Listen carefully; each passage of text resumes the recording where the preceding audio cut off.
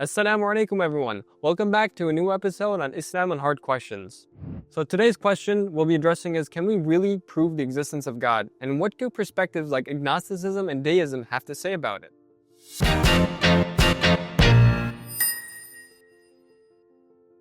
So let's start off with the definitions. Agnosticism is the belief that the existence of God cannot be known through reason. Agnostics say the question of whether God exists isn't something we can rationally answer. They see God's existence as a possibility, but not something provable by logic. Deism, on the other hand, says, yes, God exists. That's a logical necessity. But organized religions are not. So deists believe that God created the universe, set it in motion like a self-operating system, and then allowed it to run on its own. So while both agnostics and deists acknowledge limits to human reason, deists still affirm God's existence as a certainty. Now, here's the interesting part. If both agree that reason has limits and that belief in God also depends on conscious and inner feeling, then doesn't lacking those feelings make one, in a sense, irresponsible toward truth? So let's address the big question head on. Can God's existence be proven? The short answer is yes, but not through scientific experiments. Science studies the physical, the measurable, things made of matter and energy. God, by definition, is not material, so science cannot directly prove or disprove God's existence. In that sense, agnosticism has a valid point. God's existence cannot be empirically proven, but that doesn't mean it cannot be proven rationally or philosophically. Let's look at how philosophy and even theoretical physics lead us there. So the first part is the principle of causality. One of the foundational principles of science is causality, the law of cause and effect. Everything that begins to exist must have a cause. Why do stars exist? Because there are nebulas. Why do nebulas exist? Because of earlier cosmic events. Every effect points to a cause. Now imagine this. We send a spacecraft to Mars and find a perfect metallic sphere laying in a canyon. Would any scientist say it just formed by itself? Of course not. They'd ask, who made it and where did it come from? If we enlarge that sphere to the size of the universe, the question wouldn't change. We'd still ask, where did it come from? What caused it? This leads us directly to one of the strongest rational proofs for God's existence, the Kalam Cosmological Argument. This argument has its roots in Islamic thought, developed by scholars like Al-Kindi and Al-Ghazali and later popularized by philosopher William Lane Craig. So this argument can be summarized in 3 simple steps. 1. Whatever begins to exist has a cause. 2. The universe began to exist. And 3. The universe, therefore, has a cause. The first step is self-evident. Something cannot come from nothing.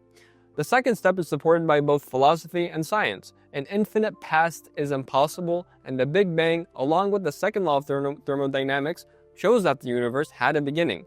So the conclusion follows.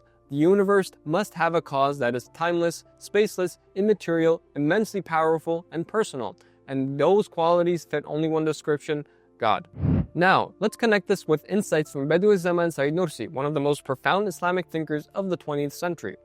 So Nursi presents 2 especially powerful arguments. So the argument from consistency goes like this. Everything in the universe is limited, dependent, and constantly changing. Nothing sustains itself. A fruit, for example, depends on countless factors: soil, sunlight, rain, and timing, none of which it controls itself. This interdependence points to something beyond nature itself, a necessary being who sustains all things, God. Now, the argument from life and consciousness. Nursi calls life the most powerful proof of the Creator's existence. Life takes inert matter and organizes it into purpose and meaning. And human consciousness, our ability to reason, feel, and seek truth, reflects divine attributes like knowledge and will. Life and awareness cannot come from lifeless, unconscious causes. They point to a living, knowing Creator. So now let's come to science and the limits of explanation. Even theoretical physics reaches a boundary, what's called the Planck limit, or the singularity. Our models of the universe can trace events up to the Big Bang, but not before it. At that point, the laws of physics break down. So we must ask, where did the singularity come from? What caused it? From a scientific standpoint, something cannot come from nothing.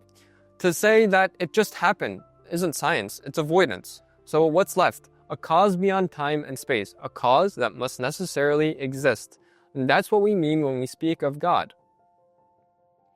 Even modern theories like the multiverse don't change the argument. Whether there's one universe or a billion, matter is not eternal. It still requires a beginning, and every beginning requires a cause. So where does all this leave us? We've seen that belief in God isn't just emotional, it's also rational. Logic and science, when properly understood, point to the same truth that conscience feels. A sound mind and a sound heart together recognize the reality of a creator. So yes, believe in God can be reached through reason, and choosing not to reflect on that or to ignore the signs within ourselves and the universe carries a kind of moral responsibility. Because in the end, belief is not just about what we feel, it's about what we're willing to see. Thank you all for joining me on this episode of Islam and Hard Questions. I hope to see you on the next one.